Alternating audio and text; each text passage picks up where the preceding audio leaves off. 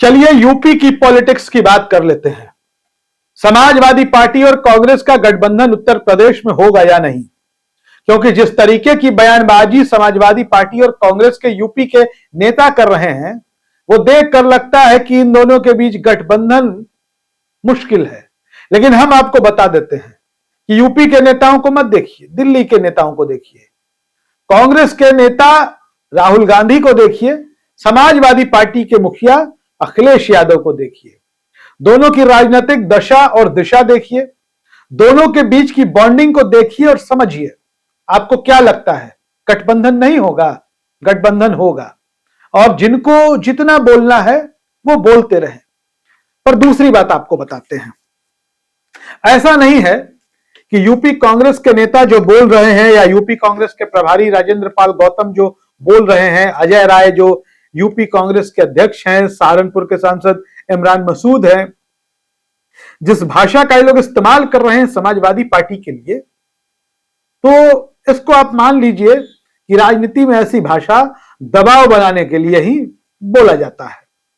और दबाव क्यों बनाना है? ज्यादा से ज्यादा सीटों को लेने के लिए दबाव बनाना है। कांग्रेस की डिमांड 100 है, मामला 70-80 पर फंस रहा है, 60 और 70 पर समाजवादी पार्टी तैयार भी है। और देखिए, समाजवादी पार्टी ने कांग्रेस के खिलाफ कोई रुख अख्तियार नहीं किया है। अखिलेश यादव कांग्रेस के साथ गठबंधन करना चाहते हैं। कांग्रेस एक राष्ट्रीय दल है।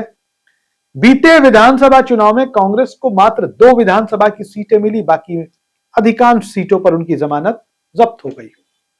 लेकिन ऐसा नहीं है कि कांग्रेस 2022 वाली ही स्थिति में आज भी है। इस हिसाब से कोई गठबंधन नहीं होता है। 2024 में जब लोकसभा का चुनाव हुआ, कांग्रेस और समाजवादी पार्टी ने मिलकर चुनाव लड़ा, तो 43 लोकसभा की सीटें 37 और 6 दोनों ने मिलकर जीत ली। भारतीय जनता पार्टी के लिए बड़ा झटका था। अखिलेश यादव और राहुल गांधी का मिलना, इसने बीजेपी को पूर्ण बहुमत के नीचे रोक दिया। अब की बार 400 पार, 400 पार। भारतीय जनता पार्टी के नेता कार्यकर्ता एकदम मान के चल रहे थे कि 400 सीटें तो मिलने ही वाली है।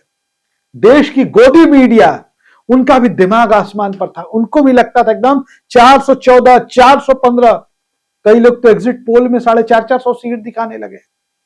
लेकिन राहुल और अखिलेश की जोड़ी ने उत्तर प्रदेश में जो कमाल दिखाया, उसके बाद 400 कौन कहे, 300 भी नहीं आ पाया।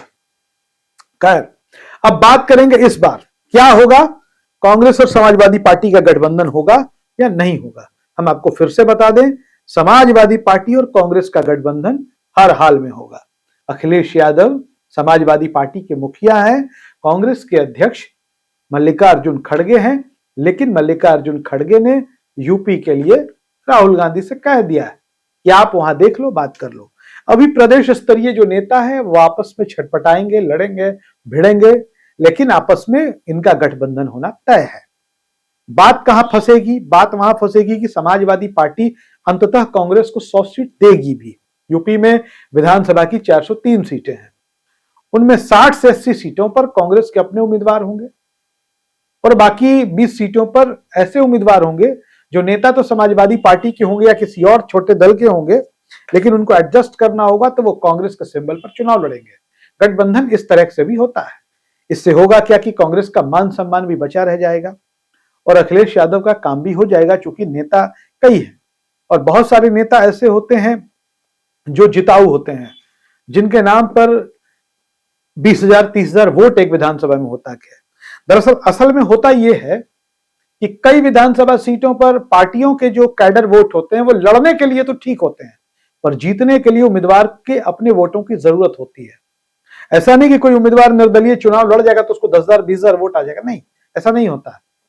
लेकिन जब वो पार्टी के सिंबल से चुनाव लड़ता है तो 20,000 वोट उसको भंजाने की ताकत हो जाती है और वैसे ताकतवर उम्मीदवार को ही पार्टियां चुनाव मैदान में उतारती हैं। तो ऐसे कई नेता समाजवादी पार्टी में भी हैं, कई नेता कांग्रेस में भी होंगे।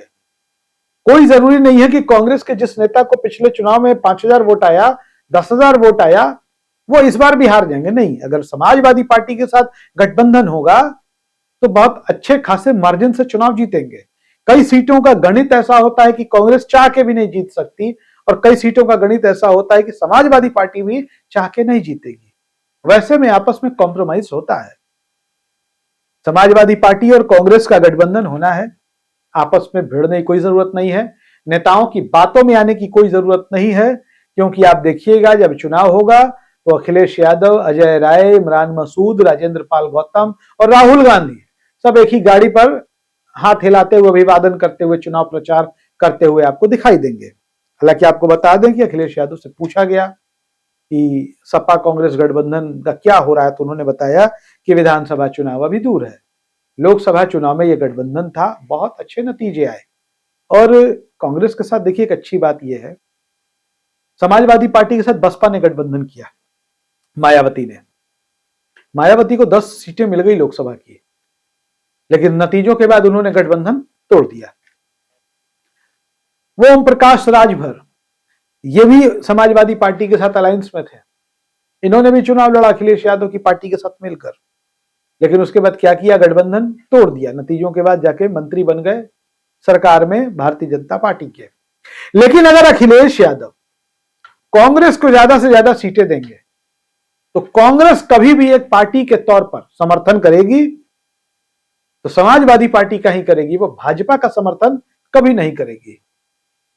हाँ, एक पेच है कि कहीं बहुजन समाज पार्टी को सीटें मिल गई तो बहुजन समाज पार्टी आज की तारीख में अब इस स्थिति में नहीं है कि 10 सीटें भी जीत जाए उत्तर प्रदेश में। हालांकि ये स्थिति अच्छी नहीं है। मायावती देश की बड़ी दलित नेता मानी जाती रही है, और बहुजन समाज पार्टी एक राजनीतिक दल के तौर पर नहीं बल्कि एक आंदोलन और एक मिशन के तौर पर काम करने वाली पार्टी रही है। उस पार्टी का इस तरीके से पतन हो जाना इस देश की दलित राजनीति के लिए एक झटका है। बहुजन समाज पार्टी जब तक मजबूत रही तब तक इस देश की दूसरे दलों में भी दलित नेताओं की पूछ होती रही, और होनी भी चाहिए। लेकिन मायावती की राजनीति के तौर तरीकों ने आज बहुजन समाज पार्टी का पतन कर दिया। बहुजन समाज पार्टी चुनाव जीतना तो छोड़ दीजिए, चुनाव लड़ती हुई दिखाई नहीं देती है। देश के किसी भी मुद्दे पर वो सत्ता पक्ष के साथ साथ विपक्ष को भी घेरने लगती है, जलेबी की तरह इस कदर बातों को घुमाती है कि अच्छे से अच्छा आदमी समझ नहीं पाता कि वो बोलना क्या चाहती है। और मायावती टाइप की राजनीति नवीन पटनायक ने भी की, आपके सामने है। ओडिशा में जगन मोहन रेड्डी ने भी आंध्र प्रदेश में ठीक वैसे ही की, उनका भी परिणाम आपके सामने है। दरअसल राजनीति की जो स्थिति है, राजनीति की जो दशा और दिशा इस देश में चल रही है, या तो आपको इस साइड रहना होगा या उस साइड रहना होगा। बाइपोलर पॉलिटिक्स इस देश में हो गई है, आमने और सामने। या तो आप भारतीय जनता पार्टी के साथ रहिए या भारतीय जनता पार्टी के खिलाफ रहिए, बीच में रहने वालों को कहीं कुछ नहीं मिलने वाला। इवन कांग्रेस की भी हम बात कर ले, अगर कांग्रेस भी सोचे कि दो दलों के बीच में हम तीसरा जाके वहां खड़े हो जाए तो रास्ता ही नहीं निकलने जा रहा उसका। ये परिस्थिति इस देश की राजनीति की हो चली है।